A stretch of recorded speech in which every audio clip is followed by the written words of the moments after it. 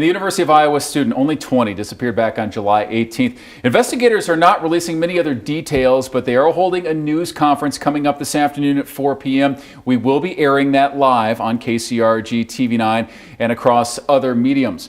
People across the country gave money in an effort to try to help find her alive, and that totaled nearly $400,000 at its peak. But now that reward money will be used for any information leading to the capture of any suspects in the case. Here's some video just came in here to the TV9 newsroom.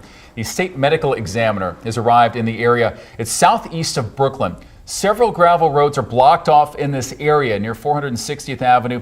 This is southwest of Guernsey. KCRG-TV9's Chantel Navarro is on scene, and we'll have an update from this location later on here in the newscast here on the TV9 News at midday. Again, investigators are set to hold a news conference this afternoon for what is being called a significant update in the search for Mollie Tibbetts. It's set for 4 p.m. today. News conference will be 4 p.m. KCRG-TV9, KCRG.com, and KCRG Mobile, as well as our Facebook page, 4 p.m. Poweshiek County. We hope to learn more information from the past nearly 5 weeks. Today, a Manchester man who admits that he ran away after his SUV fell through the ice at Lake Delhi will learn his sentence. Last month now, 37-year-old Joshua Jungle pleaded guilty to vehicular homicide and leaving the scene of a fatal accident. 23-year-old Alex Salo of Delhi was a passenger in Jungle's SUV when it broke through the ice on the lake. He later drowned. Jungle denied being in the SUV at the time of the incident back in January. Police, though, discovered evidence that went against those claims. Prosecutors dropped 2 minor charges in exchange for a guilty plea to the felonies connected to Salo's death. This means Jungle will get a 10-year prison sentence for the felonies. He must serve at least 7 years on the vehicular homicide charge.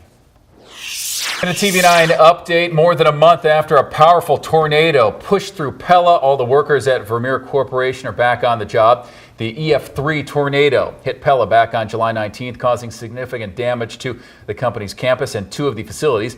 In a Facebook post, the company says it is optimistic about the opportunities for growth in the rebuilding process. The plant employs around 2,700 people. Also new this midday, Nubo Evolve lost $2.3 million. That's a word this morning from Go Cedar Rapids Board of Directors. Nubo Evolve was a first-time 3-day event earlier this month. It included big-name musical acts like Kelly Clarkson and Maroon 5, speakers, and plenty of food. Leaders said that they thought, before going into the event, up to 50,000 people would attend it. KCRG-TV9's Josh Scheinblum was at this morning's announcement. And Josh, TV9's Chris Earl joins us now in the studio to break down the timeline that led up to today's discovery. Chris?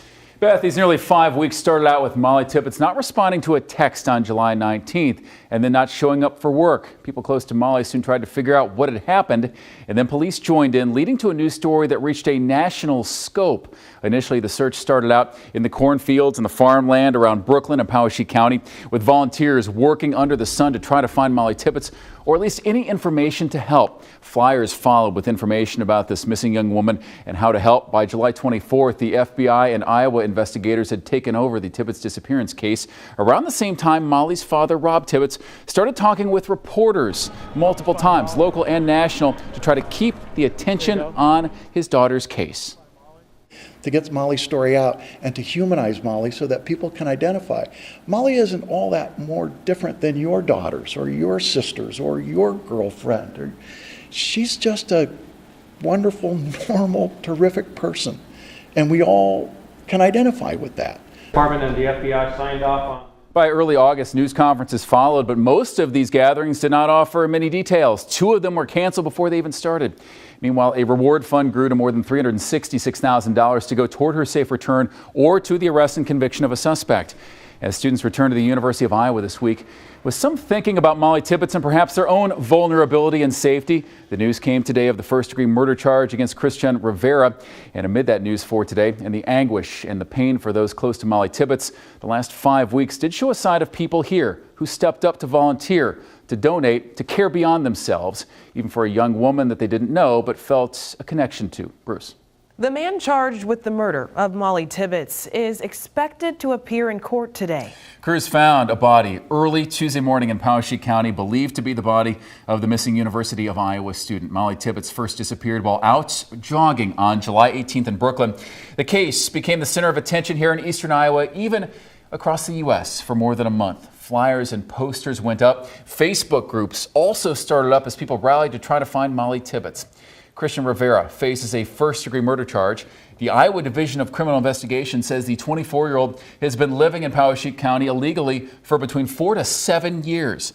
KCRG-TV9's Alicia Tarancon continues our team coverage of this case this morning. She is live in Brooklyn. Alicia, investigators say Rivera led them to the body. MOLLIE Tibbetts' friends are still processing the news of what happened. Some say it's also leading them to change their daily routines. Alexis Morrison met MOLLIE Tibbetts in the 8th grade. The two did not attend school together, but they competed against each other in cross country. Morrison says that MOLLIE always encouraged others to work hard and try their very best. She said it is concerning that investigators say MOLLIE Tibbetts was taken while out running. My husband. Investigators say it is safer to run in pairs if possible, but instances like this are rare. Thank you so much for starting off your Tuesday morning with us. We all made it through Labor Day. Very active evening, especially in Cedar Rapids and other nearby cities. Lots of storm damage. We're going to get to that with live reports in just a moment. But with a look at a relatively calm morning, at least, meteorologist Kaj O'Mara. And tremendous. Imagine hundreds of people in one Cedar Rapids neighborhood with similar stories from the very active night last night. Terrifying moments at times after some serious storm damage. Reports of a possible tornado on that side of Cedar Rapids started coming in a little after 9 p.m. last night. Scores of viewers called into us here at TV9 saying they at the very least heard strong wind pushing through. One viewer sent us this security video overnight showing her neighborhood as the storm pushed along. You can see plenty of wind, rain, and what appears to be hail. This morning, debris and downed trees are scattered all throughout northwest Cedar Rapids. KCRG-TV9's Alicia Tarancon joins us live from one of those neighborhoods. Alicia. And just a little further east, trees and power lines are also down along some parts of O Avenue Northwest in Cedar Rapids. It was like all hell broke loose. As trees hit the ground, some people lost power. Last night, about 1,900 people did not have power for at least some stretch. No power, no electricity. At last check, that number is down to 61 from Alliance outage page. But people in the area had to deal with both this danger in their homes and also while outside. No injuries are confirmed, but one couple said they came dangerously close. Again, that update as of this morning, as of right now, 61 customers out, according to Alliance website, awaiting the power to return. While Cedar Rapids took on some serious damage, counties across eastern Iowa were under tornado warnings throughout Monday night. Viewers sent us dozens of pictures showing everything from wall clouds to funnel clouds. You can always reach out to us with your photos through the KCRG News app or through our email newsroom@kcrg.com.